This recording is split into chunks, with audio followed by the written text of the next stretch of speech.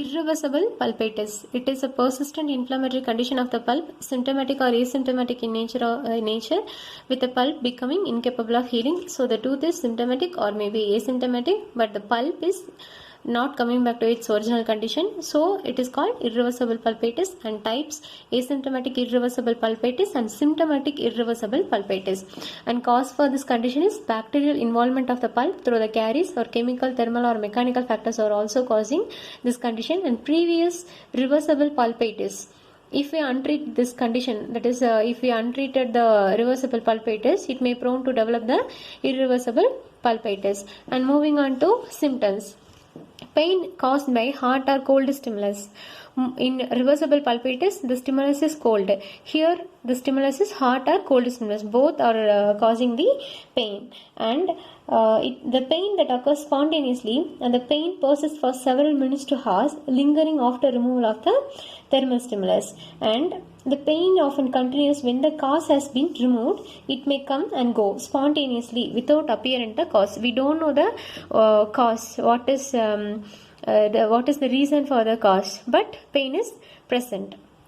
And if we ask the patient how to describe this pain, patient describe the pain as sharp, piercing or shooting type of pain, and it is very severe.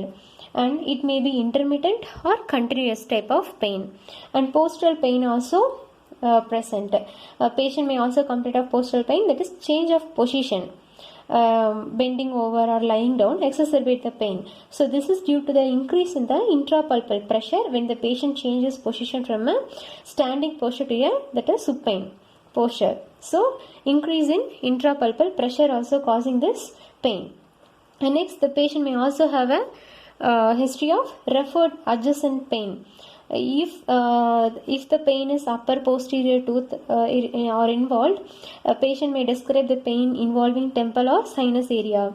And if the lower posterior tooth are also painful, the patient had a history of or complaints ear also paining. So referred pain is present. In later stages, the pain is more severe and is generally described as boring, gnawing or throbbing in later stages. And patient also have a history of nocturnal pain, that is patient awake at night because of this pain. So nocturnal pain also present. So these are the important symptoms: hot or cold stimulus causing this condition, and spontaneously occur if we don't know the cause, but pain is persistent. And sharp or piercing or shooting type of pain, intermittent or continuous type of pain, postural pain are also present, referred pain and nocturnal pain also present here. And then moving on to diagnosis. In diagnosis, how will you diagnose this condition? Inspection generally discloses that is deep cavity extending to the pulp or decay under a filling.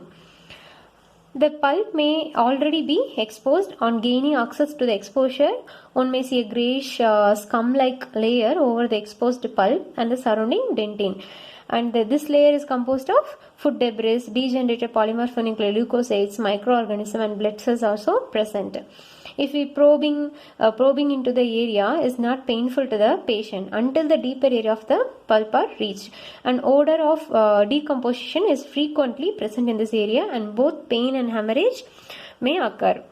And radiographic examination, no periapical changes are seen. Under a filling, there is radiolucency. This only seen in the radiographic examination is very important. There is no periapical changes.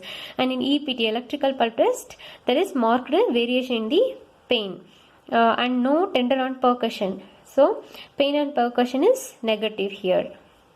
And next, histopathology. In histopathology, post-capillary vessels become congested and it attracts polymorphonuclear neutrophils, and phagocytosis is present and microabscesses are present. In treatment, complete removal of pulp or pulpectomy is the treatment of choice for this condition, and prognosis is good for the tooth if pulp is removed.